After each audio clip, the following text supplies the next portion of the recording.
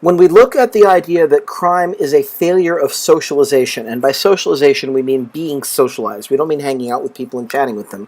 We mean your parents and your family and your neighborhood and your teachers and all the people who are involved in your life as agents of socialization are supposed to teach you through your growing up process to have self-control. You're supposed to be able to, want something and still not reach for it. You're supposed to know that you don't reach for other people's things. You're supposed to know that, just because you're angry with someone doesn't mean it's okay to hit them. Okay, things like this. And this is all part of the socialization process, which you probably ran into in Social 101. So the main theorists of social control theory include Walter Reckless, Travis Hershey, Gottfredson and Hershey, that was one of his graduate students, and then Hagen. So we're going to talk about these four folks as we move through the lecture. Control theory really started big in 1969, and it's still going strong today. Travis Hershey was the first criminologist to demand that we look at it not from the perspective of what makes people commit crime, but rather what makes people not commit crime. And this was a huge shift in criminological thought. Because up until then, what we wanted to explain was nonconformity and delinquency, and now Hershey was saying, no, we need to also explain conformity and non-delinquency. These are the things that are interesting. These are the things that we need to explain. Although Hershey was not the first control theorist, he was the one who made the first big splash in criminology with the idea that internal control was much more effective in controlling criminal impulses than any kind of external control. In other words, if you have a good, strong conscience and it says don't do that, that's going to be more effective in controlling your impulse to commit crime than, say, a policeman telling you don't do that. While Shaw and McKay had invested external control in inner-city areas some 25 years earlier, and Walter Reckless had proposed something called containment theory 10 years earlier in the 50s, Hershey's publication of social bond theory in 1969 really shook up criminology. He divided criminological theory at the time into three main perspectives, and the first one was control theory, which is the idea that crime is a failure of self-control and the external controls that socialization is supposed to create. Strain theory, or the theory that crime is a reaction to outside stressors, which we talked about a couple weeks ago, and then cultural deviance theory, by which he meant differential association, or the idea that crime is learned, and we're going to get to that later in this lecture, actually. Hershey's ideas were revolutionary for their time. No one had ever really examined non-criminals to explain crime. And in fact, this is one of the major problems that control theory points out. If we don't understand non-offenders, but only understand offenders, we don't understand offending. We got to know about both sides. Hershey felt that control theory was the ultimate solution to criminological problems, and his proposal was that the way we fix the problem is we make sure that people are socialized not to commit crime. How to do this is still up in the air, unfortunately. Now, when we look at the core concepts of control theory, we need to start with Reckless, who noted in 1962 that most theories were about what pushed people into committing crime, the external factors. So strain theory is an example of this, that there's a problem and you have to solve it, and it's pushing on you until you're finally pushed into crime to fix the problem. But pull theories also existed, even though they were rare, and they referred to ways in which people were lured into crime, sort of tempted into crime because of antisocial models and criminal companions. And an example of this is differential association theory, which we're going to talk about as social learning theory in just a little bit.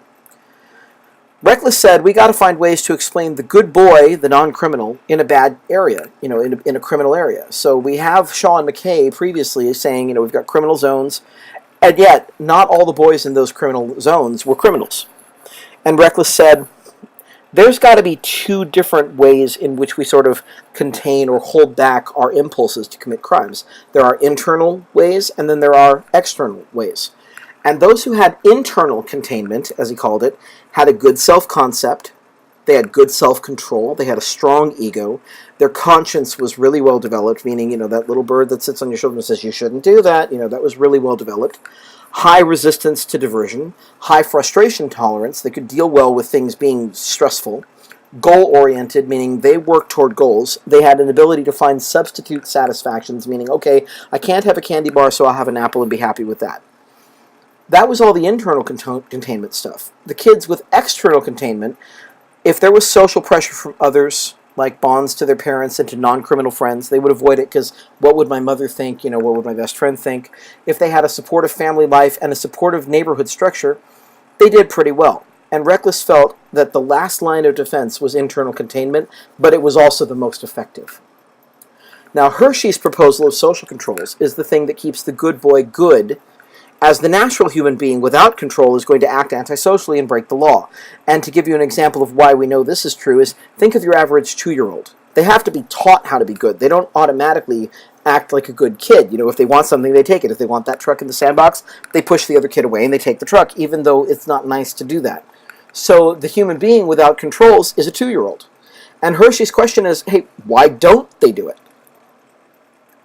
Now, his first theory stated that if an individual's social bonds are weak, or if they're broken, there will be variation in how much control that person feels. So the ultimate finding in Hershey's theory are that there are these 4 major bonds that have to be strong to prevent a person from acting on their criminal impulses. The first one is attachment, and this is how close an individual is or how much attachment they have to another person or to other people, and how much they care about other people's opinions. So if you have deep attachment to your parents, you're not going to be as likely to be criminal because what your parents think about you matters. Commitment is how committed they are to conform to social rules, which means, I think it's a good thing to obey the rules. Obeying the rules is a good thing to do. That's commitment.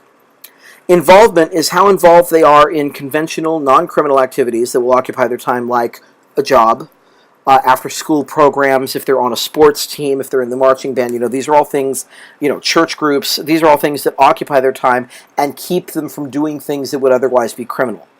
And finally, belief. So if we have commitment is how committed they are to social rules, because they say it's a good thing to follow the rules.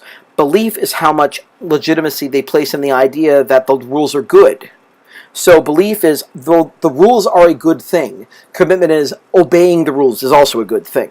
Okay, so belief is, I think these are good rules. And commitment is, I think I should follow these rules. With the publication of self-control theory with Gottfredson, however, he had social bond theory on the last slide, but now with the publication of self-control theory, Hershey seems to have rejected much of his external control theory at all. He just says, nope, it's ineffective child rearing. If people don't raise their kids right, then they don't learn how to control their impulses, and then they do bad things. So only good child rearing will result in instilling internal self-control. So in this theory, crime is totally a failure to control yourself. You're not able to resist the tempting opportunities to deviate. Sampson and Laub actually criticized Hershey's first theory, his social bond theory, which was on the previous page. And they said, no, because these social bonds, okay, fine, you have them in childhood and adolescence. And Hershey said, that's it. You have social bonds, they're created in childhood, and if you don't have them by the time you're in adolescence, then you're never going to have them. But Sampson and Laub said, there are other times when we can develop social bonds. Most of us did not know, for example, the person we got married to when we were in kindergarten, or even when we were in high school. And Sampson and Laub identified trajectories and turning points that could change the life course of an individual. So some of these turning points include things like marriage, getting a job, getting an education, and becoming a conformist as a result. Sampson and Laub argue that it's the entire life course. It's not just juvenile time, which is important. And Hershey was only focusing on juveniles. And Sampson and Laub say, look, it's a combination of individual differences. It's not just social bonds. The key is really whether or not a social bond is of high quality or not. Marriage would be a high social bond. A good job would be a good high quality social bond. Bonding to a gang is a strong bond, but it's a very negative one. It's not a high quality bond at all. And finally, Hagen is a gender criminologist, and his focus is on the patriarchy and how it creates criminals out of boys but not out of girls. And his argument is boys are more criminal because of their father's controls, and girls are less criminal because of their mother's controls. And in this model, boys don't have as many controls. Dad says, go out and get him, son, go climb that tree, go hit him back. And so they become more risk-prone, and that means that they're going to have higher crime involvement. Where girls, when they're with their mother, it's all about, be nice, be a little lady, be good, don't do that, it's not nice for girls to hit, work it out with her by talking. And so they are strongly controlled, and they avoid they develop risk aversion and lower crime involvement. It's an interesting theory, and I need to present it here because it's part of the curriculum, but it doesn't stand up well to the evidence. And it focuses on opposite gendered families that are traditional. You know, you have a father, a mother, and 2.5 kids. It doesn't talk about how this might work in a single parent family or a gay household or other households where the gender dynamic is not the same. Say you live with your grandmother and your mother. That's not going to be the same kind of thing. Now, the strengths and weaknesses of control theory, okay, include the fact that by shifting the focus to the non-criminal, it forces us to consider both of the sides of deviance and conformity. And the weaknesses are that, like all theories, it leaves out important issues. It does not give us a full explanation of either why people avoid committing crime or, unfortunately, how do we increase that chance for policy. I mean, you know, Sampson and Laub and, well, rather Hershey and Gottfredson would say, you got to raise them right. Okay, how exactly do we make that happen through law? Do we create a law that says you have to raise your children this way? You know, there goes a free society, so that may not work very well.